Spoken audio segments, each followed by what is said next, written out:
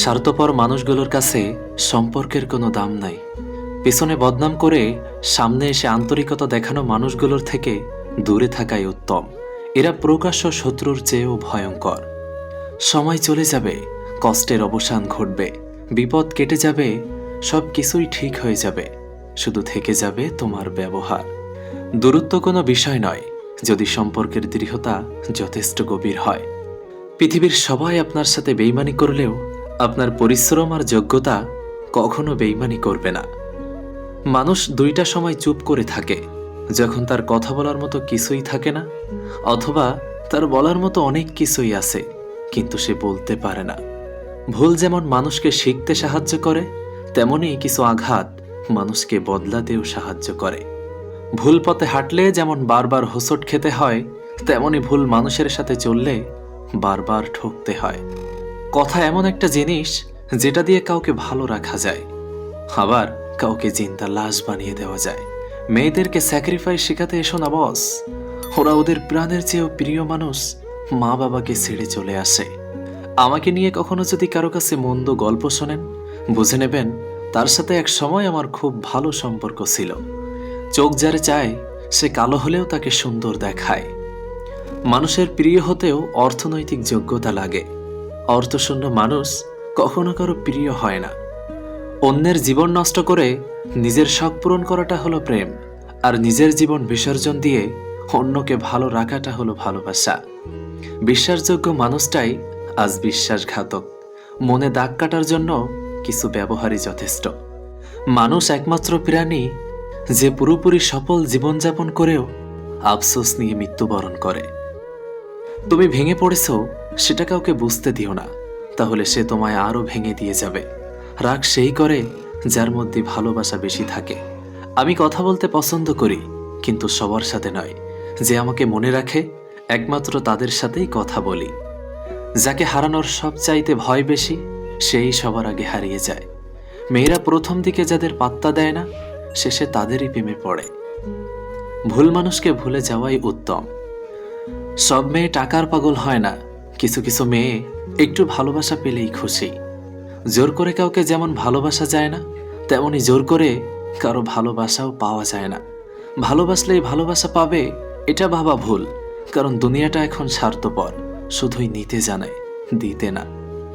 নিজের বউকে তারাই রানী করে রাখেন যাদের মন ও মানসিকতা রাজার মতন, আর যারা বউকে দাসী করে রাখতে চায় তাদের মন ও মানসিকতা দাসের মতনই।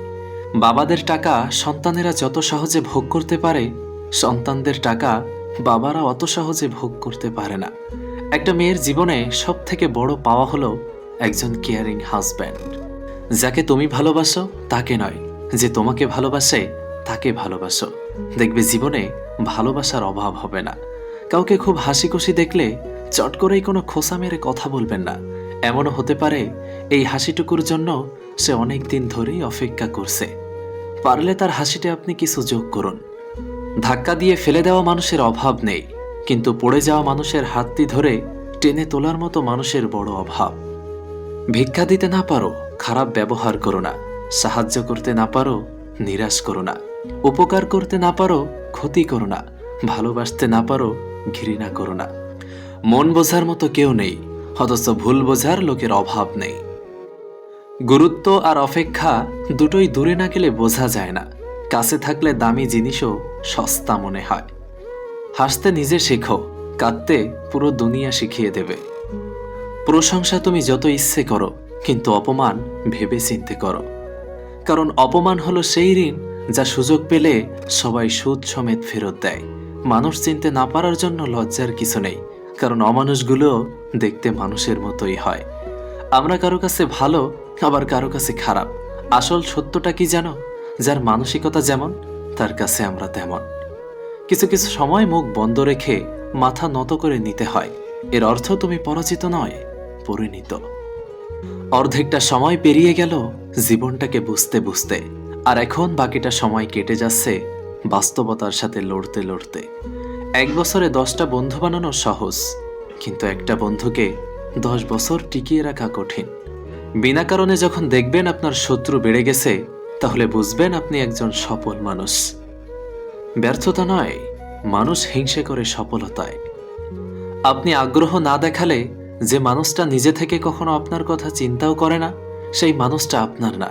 তাকে অযথা বিরক্ত করা বাদ দেন, সে ভালো থাকুক আর আপনিও একা থাকার অভ্যাস করে ফেলেন। পুলিশ ঘুষ খায়, আমি ব্যবসায়ী, আমি ঘুষ খাই না। আমি 5 টাকার মাস্ক 100 টাকায় বিক্রি করি। আমি শিক্ষক, আমি ঘুষ খাই না। আমার নিকট যে সকল ছাত্রছাত্রী প্রাইভেট পড়ে, আমি তাকে পরীক্ষায় পাশ করিয়ে দিই। আমি ডাক্তার, আমি ঘুষ খাই না। আমি একজন মাকে নর্মাল ডেলিভারি না করিয়ে ভয় দেখিয়ে বেশি টাকার জন্য সিজারের পরামর্শ দিই। আমি উকিল, আমি ঘুষ খাই না। আমি টাকার জন্য একজন ধর্ষকের পক্ষ হয়ে ওকালতি করি। আমি সাধারণ জনগণ, আমি ঘুষ খাই না। আমি কিছু টাকার জন্য নিজের মূল্যবান ভোটটা একজন নেতার কাছে বিক্রি করে দেই। মেয়েরা মা হওয়ার পর তার বক্তব্য কিছুটা এরকম হয়, মা হওয়ার পর শিখেছি কিভাবে 1 ঘন্টার স্নান 5 মিনিটে করতে হয়। মা হওয়ার পর শিখেছি কিভাবে রাতের পর রাত না ঘুমিয়ে কাটিয়ে দিতে হয়। মা হওয়ার পর শিখেছি কিভাবে হাজারো কষ্ট দাঁতে দাঁত চেপে সহ্য করতে হয়। মা হওয়ার পর শিখেছি কিভাবে ঘন্টার পর ঘন্টা খাবার নিয়ে বসে থাকতে হয়। মা হওয়ার পর শিখেছি কিভাবে নিজের খাবারটা না চিবিয়ে শুধু গিলতে হয়। মা হওয়ার পর শিখে গেছি আমিও কারো আদরের মেয়ে ছিলাম। যদি আপনি বাস্তবে সত্যিই কিছু করতে চান, তাহলে কোনো না কোনো রাস্তা ঠিকই খুঁজে পাবেন। আর যদি কিছু না করতে চান, তাহলে আপনি অজুহাতও ঠিকই খুঁজে পাবেন। জীবনে সবাইকে গুরুত্ব দাও। যে ভালো সে তোমার সাথ দেবে, আর যে খারাপ সে তোমায় শিক্ষা দেবে। সবাই বলে বেশি হাসলে নাকি কপালে দুঃখ আসে, তাহলে বেশি কাঁদলে কেন কপালে সুখ আসে না? ছোট ছোট কথাগুলো মনে রেখে দিলে বড় বড় সম্পর্কগুলোও ভেঙে যায়।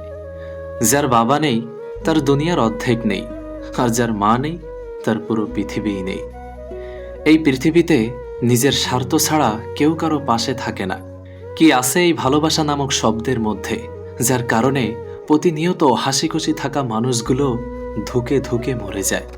বিশ্বাস গড়ে ওঠে তিলে তিলে, কিন্তু ভেঙে যায় এক ঢিলে।